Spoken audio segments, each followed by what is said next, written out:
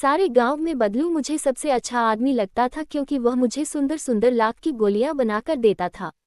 मुझे अपने मामा के गांव जाने का सबसे बड़ा चाव यही था कि जब मैं वहां से लौटता था तो मेरे पास ढेर सारी गोलियां होती, रंग बिरंगी गोलियां जो किसी भी बच्चे का मन मोह लें। वैसे तो मेरे मामा के गांव का होने के कारण मुझे बदलू को बदलू मामा कहना चाहिए था, परंतु मैं उसे बदलू मामा न कहकर बदलू काका कहा करता था, जैसा कि गांव के सभी बच्चे उसे कहा करते थे। बदलू का मकान कुछ ऊंचे पर बना था। मकान के सामने बड़ा सा सहन था जिसमें एक पुराना नीम का वृक्ष लगा था। उसी के नीचे बैठकर बदलू अपना काम किया करता था। बगल में भट्टी दहकती रहती जिसमें वह लाख पिघलाया करता। सामने एक लकड़ी की चौखट पड़ी रहती जिस पर लाख के मुलायम होने पर वह उसे सलाख के समान पतला करके चूड़ी का आकार देता। पास में 4-6 विभिन्न आकार की बेलनुमा मुंगेरियां रखी रहती जो आगे से कुछ पतली और पीछे से मोटी होती। लाख की चूड़ी का आकार देकर वह उन्हें मुंगेरियों पर चढ़ाकर गोल और चिकना बनाता और तब एक एक कर पूरे हाथ की चूड़ियां बना चुकने के पश्चात वह उन पर रंग करता। बदलू ये कार्य सदा ही एक मचिए पर बैठकर किया करता था जो बहुत ही पुरानी थी। बगल में ही उसका हुक्का रखा रहता जिसे वह बीच बीच में पीता रहता। गांव में मेरा दोपहर का समय अधिकतर बदलू के पास बीतता। वह मुझे ललक कहा करता और मेरे पहुंचते ही मेरे लिए तुरंत एक मचिया मंगा देता। मैं घंटों बैठे बैठे उसे इस प्रकार चूड़ियां बनाते देखता रहता। लगभग रोज ही वह 4-6 जोड़े चूड़ियां बनाता। पूरा जोड़ा बना लेने पर वह उसे बेलन पर चढ़ाकर कुछ क्षण चुपचाप देखता रहता, मानो वह बेलन न होकर किसी नववधू की कलाई हो। बदलू मनिहार था। चूड़ियां बनाना उसका पैतृक पेशा था और वास्तव में वह बहुत ही सुंदर चूड़ियां बनाता था। उसकी बनाई हुई चूड़ियों की खपत भी बहुत थी। उस गांव में तो सभी स्त्रियां उसकी बनाई हुई चूड़ियां पहनती ही थीं। आसपास के गांवों के लोग भी उससे चूड़ियां ले जाते थे, परंतु वह कभी भी चूड़ियों को पैसों से बेचता न था। उसका अभी तक वस्तु विनिमय का तरीका था और लोग अनाज के बदले उससे चूड़ियां ले जाते थे। बदलू स्वभाव से बहुत सीधा था। मैंने कभी भी उसे किसी से झगड़ते नहीं देखा। हाँ, शादी विवाह के अवसरों पर वह अवश्य जिद पकड़ जाता था। जीवन भर चाहे कोई उससे मुफ्त चूड़ियां ले जाए, परंतु विवाह के अवसर पर वह सारी कसर निकाल लेता था। आखिर सुहाग के जोड़े का महत्व ही और होता है। मुझे याद है, मेरे मामा के यहाँ किसी लड़की के विवाह पर जरा सी किसी बात पर बिगड़ गया था और फिर उसको मनाने में लोहे लग गए थे। विवाह में इसी जोड़े का मूल्य इतना बढ़ जाता था कि उसके लिए उसकी घरवाली को सारे वस्त्र मिलते, ढेरों अनाज मिलता, उसको अपने लिए पगड़ी मिलती और रुपये जो मिलते सो अलग। यदि संसार में बदलू को किसी बात से चिढ़ थी तो वह थी कांच की चूड़ियों से। यदि किसी भी स्त्री के हाथों में उसे कांच की चूड़ियां दिख जाती तो वह अंदर ही अंदर कुढ़ उठता और कभी कभी तो 2-4 बातें भी सुना देता। मुझसे तो वह घंटों बातें किया करता। कभी मेरी पढ़ाई के बारे में पूछता, कभी मेरे घर के बारे में और कभी यूं ही शहर के जीवन के बारे में। मैं उससे कहता कि शहर में सब कांच की चूड़ियां पहनते हैं तो वह उत्तर देता, शहर की बात और है लला, वहां तो सभी कुछ होता है। वहां तो औरतें अपने मर्द का हाथ पकड़कर सड़कों पर घूमती भी हैं और फिर उनकी कलाइयां नाजुक होती है न। लाख की चूड़ियां पहने तो मोच न आ जाए। कभी कभी बदलू मेरी अच्छी खासी खातिर भी करता। जिन दिनों उसकी गाय के दूध होता वह सदा मेरे लिए मलाई बचाकर रखता और आम की फसल में तो मैं रोज ही उसके यहाँ से 2-4 आम खा आता।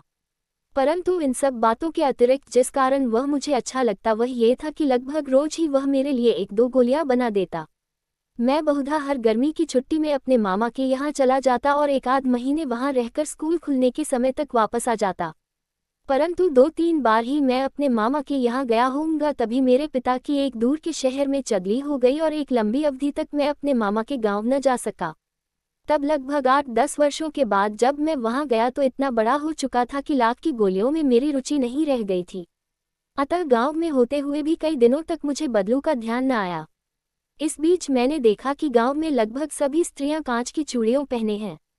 विरले ही हाथों में मैंने बरसात में मेरे मामा की छोटी की आंगन सहसा मुझे बदलू का और उसके हाथ की कांच की चूड़ी टूटकर उसकी कलाई में घुस गई और उससे खून बहने लगा। मेरे मामा उस समय घर पर न थे। मुझे ही उसकी मरहम पट्टी करनी पड़ी। तभी सहसा मुझे बदलू का ध्यान हो आया और मैंने सोचा कि उससे मिलाऊं। अतः शाम को मैं घूमते घूमते उसके घर चला गया। बदलू वही चबूतरे पर नीम के नीचे एक खाट पर लेटा था। नमस्ते बदलू काका, मैंने कहा। नमस्ते भैया, उसने मेरी नमस्ते का उत्तर दिया और उठकर खाट पर बैठ गया। परंतु उसने मुझे पहचाना नहीं और देर तक मेरी ओर निहारता रहा। मैं हूँ जनार्दन काका, आपके पास से गोलियां बनवाकर ले जाता था। मैंने अपना परिचय दिया। बदलू फिर भी चुप रहा, मानो वह अपने स्मृति पटल पर अतीत के चित्र उतार रहा हो। और तब वह एकदम बोल पड़ा, आओ आओ लला बैठो। बहुत दिन बाद गांव आए? हाँ, इधर आना नहीं हो सका काका, मैंने चारपाई पर बैठते हुए उत्तर दिया। कुछ देर फिर शांति रही।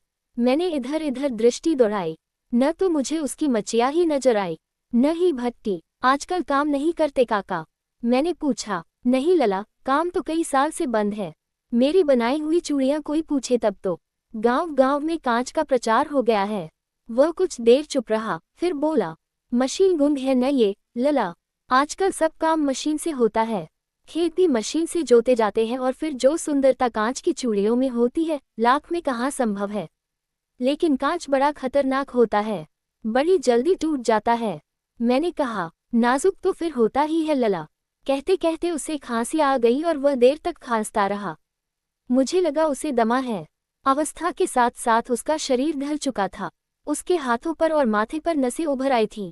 जाने कैसे उसने मेरी शंका भांप ली और बोला, दमा नहीं है मुझे, फसली खांसी है। यही महीने 2 महीने से आ रही है, 10-15 दिन में ठीक हो जाएगी। मैं चुप रहा। मुझे लगा उसके अंदर कोई बहुत बड़ी व्यथा छिपी है। मैं देर तक सोचता रहा कि इस मशीन युग ने कितने हाथ काट दिए हैं।